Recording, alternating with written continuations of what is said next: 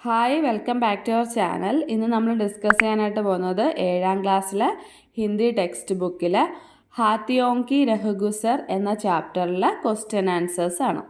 ആദ്യത്തെ ക്വസ്റ്റ്യൻ നോക്കിക്കോളൂ. സഡക് ഓർ ജംഗൽ കെ ബീച്ച് ഡിവൈഡർ ബനാനെ കാ ഉദ്ദേശ് ക്യാ ഹെ? കാടിനും റോഡിനും ഇടയിൽ ഡിവൈഡർ ഉണ്ടാക്കുന്നതിൻ്റെ ഉദ്ദേശം എന്താണ്? ആൻസർ: जानवरों के सड़क पार करते समय कभी कभी सड़क पर दुर्घटनाएं होने की संभावना है. മൃഗങ്ങൾ റോഡ് മുറിച്ച് കടക്കുമ്പോൾ അവിടെ അപകടം ഉണ്ടാവാനുള്ള സാധ്യതയുണ്ട്. अपनी एवं जानवरों की सुरक्षा हेतु മനുഷ്യ സഡക് ഓർ ജംഗൽ കെ ബീച്ച് ഡിവൈഡർ ബനാത്തെ ഹെ. മനുഷ്യരുടെയും അതുപോലെ മൃഗങ്ങളുടെയും സംരക്ഷണത്തിന് വേണ്ടിയാണ് റോഡിനും കാടിനും ഇടയിൽ ഡിവൈഡർ ഉണ്ടാക്കുന്നത്. അടുത്ത ക്വസ്റ്റ്യൻ: ബച്ചേ തോ ബച്ചേ ടഹരെ. കുട്ടികളെന്നും കുട്ടികളാണ്. ഇസസെ ആപ്നെ ക്യാ സമझ? ഇതിൽ നിന്ന് നിങ്ങൾ എന്താണ് മനസ്സിലാക്കിയത്? ആൻസർ: ആം തൈർ പർ ഉൻകി രുചി ഖേൽനെ മേ ഹെ. സാധാരണയായിട്ട് കുട്ടികൾ കളിക്കാനാണ് ഇഷ്ടപ്പെടുന്നത്. അവരുടെ താല്പര്യം കളിയോടായിരിക്കും.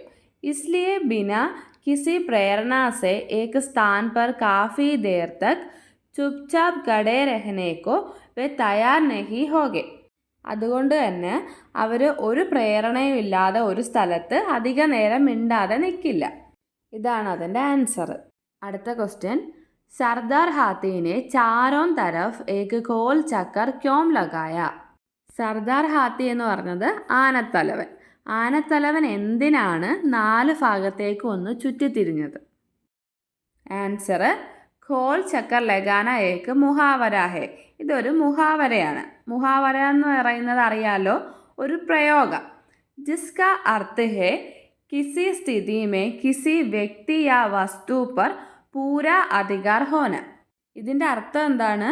കിസി സ്ഥിതി മേ, ഏതെങ്കിലും ഒരു സാഹചര്യത്തിൽ, കിസി വ്യക്തി യാ വസ്തു പർ, ഏതെങ്കിലും വ്യക്തിയുടെയോ വസ്തുവിൻ്റെയോ, പർ പൂര അധികാർ ഹോന, ഏതെങ്കിലും വ്യക്തിയുടെയോ വസ്തുവിൻ്റെയോ മേൽ പൂർണ്ണ അധികാരം ഉണ്ടാവുക എന്നതാണ് ഇതിൻ്റെ മീനിങ്.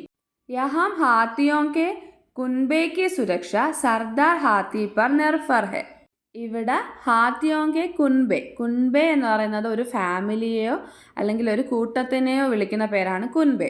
ഇവിടെ ആനകളുടെ കൂട്ടത്തിൻ്റെ സംരക്ഷണം എന്ന് പറയുന്നത് ആനകളുടെ നേതാവായ സർദാർ ഹാത്തിയെ ആശ്രയിച്ചാണ് ഇരിക്കുന്നത്.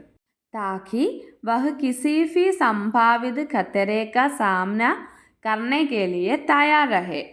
അതുകൊണ്ട് തന്നെ ഏത് അപകടത്തെ നേരിടാനായിട്ട് ആ നേതാവ് തയ്യാറായിരിക്കണം. ഇസ്ലിയെ ഖോൽ ചക്കർ ലഗായ. അതുകൊണ്ടാണ് ചുറ്റും വലയം ചെയ്തത്. അടുത്ത ക്വസ്റ്റ്യൻ: ഇത്തനി സംജീദഗി ഓർ ധീരജ് കെ സാത്ത് അപ്പന ഫർജ് നിഫാത്തെ കിസി കോ നഹി ദേഖാത്ത. സംജീദഗി എന്ന് പറയുന്നത് ഗൗരവം എന്നാണ്. ധീരജ് എന്ന് പറയുന്നത് ക്ഷമ. ഇത്രയും ഗൗരവത്തോടും ക്ഷമയോടു കൂടിയും അപ്പന ഫർജ്, തൻ്റെ കടമ, ഫർജ് എന്ന് പറഞ്ഞാൽ കടമ, തൻ്റെ കടമ നിർവഹിക്കുന്ന ആരെയും കണ്ടിട്ടില്ല. കിസി ഇൻസാൻ കോഫി നെഹി, ഒരു മനുഷ്യനെ പോലും കണ്ടിട്ടില്ല. ക്യാ ആപ് ഇസ്സെ സഹമത് ഹെ? നിങ്ങൾ ഇതിനോട് യോജിക്കുന്നുണ്ടോ എന്നതാണ് ക്വസ്റ്റ്യൻ. ആൻസർ: യഹ് ഏക് സാമാന്യ മാന്യത ഹെ. ഇത് പൊതുവേ ഉള്ളൊരു ധാരണയാണ്. കി പൃഥ്വി കെ അന്യ ജീവ ജന്തുओं की तुलना में मानव अधिक धीरज और संजीदगी के साथ अपने फर्ज निभाने में निपुण है. എന്തെന്നാൽ ഭൂമിയിൽ മറ്റുള്ള ജീവജാലങ്ങളെ അപേക്ഷിച്ച് അല്ലെങ്കിൽ അവരുമായിട്ട് താരതമ്യം ചെയ്യുമ്പോൾ മനുഷ്യർ അവരെക്കാൾ കൂടുതൽ ധീരജ് ഓർ സഞ്ജീദകിക്ക് സാത്ത്, അവരെക്കാൾ കൂടുതൽ ക്ഷമയും ഗൗരവത്തോടു കൂടിയും തൻ്റെ കടമ ചെയ്യുന്നതിൽ നിപുണന്മാരാണ് എന്നതാണ് പൊതുവേ ഉള്ളൊരു ധാരണ. ലേക്കിൻ പാഠഭാഗമേ ഹംനെ ദേഖാ ഹെ कि सरदार हाथी अपने कुनबे की सुरक्षा के प्रति कितने चिंतित एवं सक्रिय है.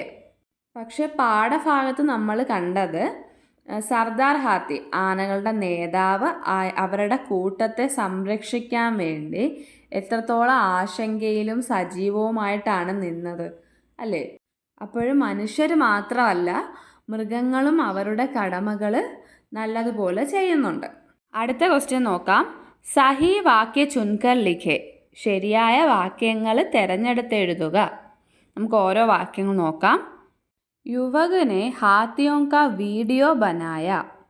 യുവാവ് ആനകളുടെ വീഡിയോ എടുത്തു. ഇത് ശരിയാണോ തെറ്റാണോ?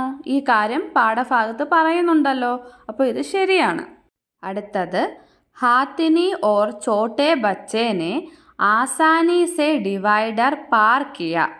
ഹാത്തിനി പിടിയാന. പിടിയാനയും ആനക്കുട്ടിയും എളുപ്പത്തിൽ ഡിവൈഡർ മുറിച്ചു കടന്നു. പാർ കിയ ക്രോസ് ചെയ്യുക. ഇങ്ങനൊരു കാര്യം പാഠഭാഗത്ത് പറയുന്നുണ്ടോ? ഇല്ലല്ലോ, അപ്പോൾ ഇത് തെറ്റാണ്. അടുത്തത് ബച്ചോं की सुरक्षा के लिए हाथियों ने झुंड बनाया. കുട്ടികളുടെ സുരക്ഷയ്ക്ക് വേണ്ടി ആനകൾ ഒരു കൂട്ടമുണ്ടാക്കി. ഇത് ശരിയാണ്. സർദാർ ഹാത്തിനെ അപ്പനെ കുൻബെ കോ സുരക്ഷിത് രഖ. ആനകളുടെ തലവൻ തൻ്റെ കുടുംബത്തെ സുരക്ഷിതമാക്കി വെച്ചു. ഇതും ശരിയല്ലേ? ഇതും ശരിയാണ്. കുൻബ പാനി പീനെ കെ ലിയെ ചലാ ഗയ. കുടുംബം വെള്ളം കുടിക്കാനായിട്ട് പോയി. ഇതും ശരിയാണ് അല്ലേ? സർദാർ ഹാത്തി ജുണ്ട് സെ അലഗ് ചലാ ഗയ. ആനത്തലവൻ കൂട്ടത്തിൽ നിന്നും അകന്നുപോയി. ഇത് തെറ്റാണ്. ഇതിൽ നമ്മൾ പറഞ്ഞതിൽ ശരിയായിട്ടുള്ള വാക്യങ്ങൾ മാത്രം എടുത്ത് എഴുതിയാൽ മതി. അടുത്ത ക്വസ്റ്റ്യൻ നോക്കാം.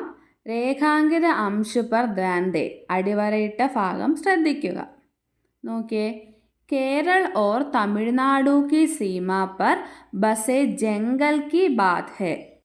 കേരളത്തിൻ്റെയും തമിഴ്നാടിൻ്റെയും അതിർത്തിയിൽ സ്ഥിതി ചെയ്യുന്ന വനത്തെക്കുറിച്ചാണ്. ഹാത്തിനി ഓർ ഉസ്ക ബഡാ ബച്ച ആസാനി സെ ഡിവൈഡർ പാർ കർ ഗയേ. പിടിയാനയും അതിൻ്റെ വലിയ കുട്ടിയും എളുപ്പത്തിൽ ഡിവൈഡർ മുറിച്ചു കടന്നു.